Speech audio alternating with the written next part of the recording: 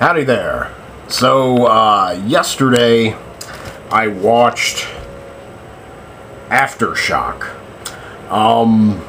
It's a Chinese film. I'm not sure how old it is. It's got to be pretty recent. You know, probably 2010 at the latest, because the special effects are very good. And it's never been released in America, which I think it would. And if it hasn't been released in America, it doesn't mean that it's been out too terribly long, though not necessarily. But I don't know what year it came out, nor can I find what year it came out. It's about... it's about an earthquake, as maybe you could tell by the title of Aftershock. It's a true story. True-ish, I suppose. I mean, it is a film, and it's a film based on a novel, which I'm sure the novel is, you know, based on actual events. Now, whether the characters and the story actually happened, I don't know. It seemed real, but what is real is the tragic events that the story is set in. 1976, forgive me for my pronunciation, but the city of Tangshan, pretty much absolutely destroyed in an earthquake. I don't know how big the earthquake was, they never really say, but 250,000 people, 250,000 people, lost their lives in a matter of seconds. So it was a huge, terrible national disaster.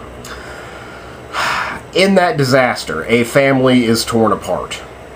A family of 4. Husband, wife, son, daughter.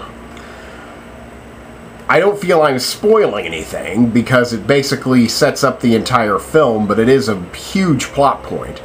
The father, the husband, is killed rather instantly, where the daughter and the son are in a situation where the mother has to pick who will live. They're basically both trapped in the debris. Saving one will crush the other. So the mother is forced to choose. I don't really want to say who she picks. She does pick, but both survive. But she does not know the other survives. They go on their lives, you know, throughout their lives, not knowing that their family could be more complete. Well, one half of the family doesn't.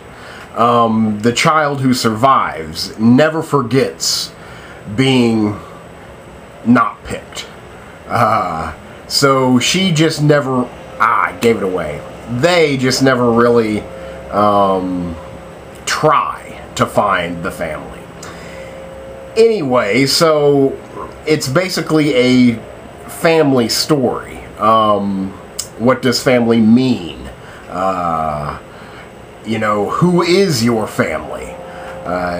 The child that is not chosen is raised in, I guess, what I could call a military complex, basically raised by the rescuers, who were for the military.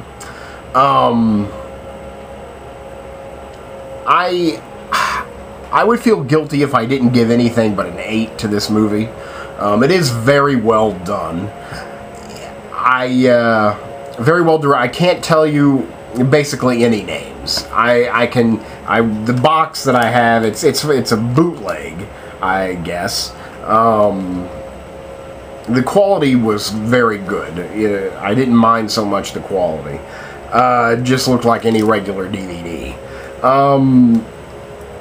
But it doesn't have any of the cast or crew on the box. So I want to say the director is like Zhao Gangji, something like that. I did not know his name. I'm unfamiliar with his name. I am unfamiliar with all of the actors in the film. I definitely don't know any names. I thought one guy looked familiar. I've seen some of Wong Kar-wai's work. For some reason, I wanted to place him in a Wong Kar-wai film that I've seen, but again, I don't know. So most of the faces were unfamiliar. Part of me wants to give it a 7 just because I mean, it did demand a lot of attention. I wanted to think about other things because, you know, heavy drama, stuff like this, besides romantic comedies, are probably my least favorite to watch films, just because I don't really need any help with the worrying. You know, I don't need any help thinking, my God, what a terrible world we can live in, and I don't need help with the sadness, you know, that comes all too easily. So I don't really enjoy being depressed for, you know, 2.5 hours. Hold on. Hello? Okay, on my way. So I enjoyed it. You know, it demanded a lot of attention. It made me focus on it. I wanted to stop. I did think about other things. I did get bored, but the film is so powerful and so well made that I have to give it an 8. The last 20 minutes of the film, the first 20 minutes are, you know, the earthquake, basically an action sequence, grotesque violence, bad things. The last 20 minutes are resolution, revelation, and it's incredibly powerful. You would be made of stone, you know, not to be deeply moved by the story. And I was. So I have to give it an 8. Very well directed. It looked good. Mostly well acted. You know, there is a difference between, you know, the acting I'm used to, American/European acting, versus, you know, Asian acting. It's sometimes, you know, very theatrical. You know, very theatrical, then more for the film, so that's, you know, a little bit of adjusting. You know, sometimes the reactions are very, very big. But, you know, that's true of all Asian film, and I basically just learned to accept it. Also, a common theme I've found with Asian film is that they skip through time at whim. You know, and they expect you to follow it. Even if they don't give you a date, even if they don't tell you how much time has passed, they expect you to figure out that time has passed and how much roughly time has passed. We don't get to see major events. We don't get to see weddings. We don't get to see children being born. We don't get to see children growing. We don't even get to see the reunion. You know, these things happen while time is passing, and we get to see the events that have made an impact from, you know, that make an impact to the story. And we can just say, oh, well, okay, they're married now. Oh, okay, they've had kids now. But, you know, so it does, like, zoom. I mean, the film starts in 1976 and ends in 2008. So it is an epic film. It does cover a lot of time, and sometimes I was bewildered by, like, who is that? You know, when did they have a kid? You know, why don't we get to see that? So but again, that is true of Asian cinema, I have found. That, you know, you just have to hold on, and you have to be smart enough to figure out what's going on. They don't really make it easy on the audience. I really appreciated seeing, you know, insights to another culture. You know, I wasn't even born yet when this happened. I don't have any recollection of it. I don't have any recollection of the 2008 quake that happens in this film. I guess that's just the way it goes.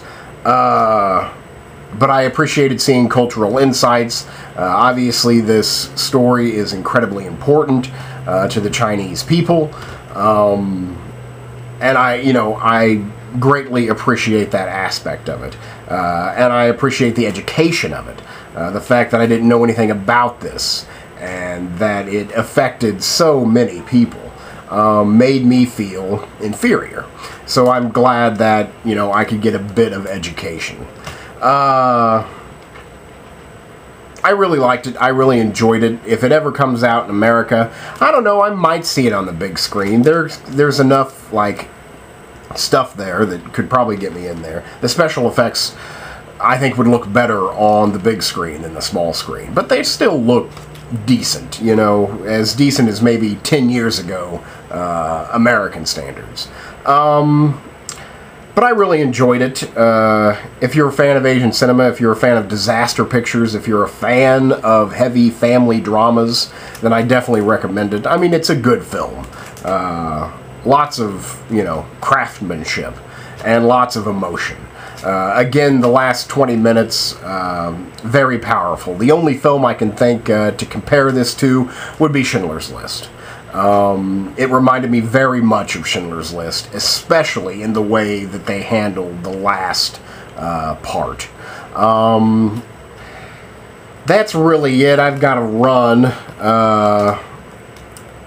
This is Aftershock, and I will give it an 8. Check it out sometime in the future. Thanks.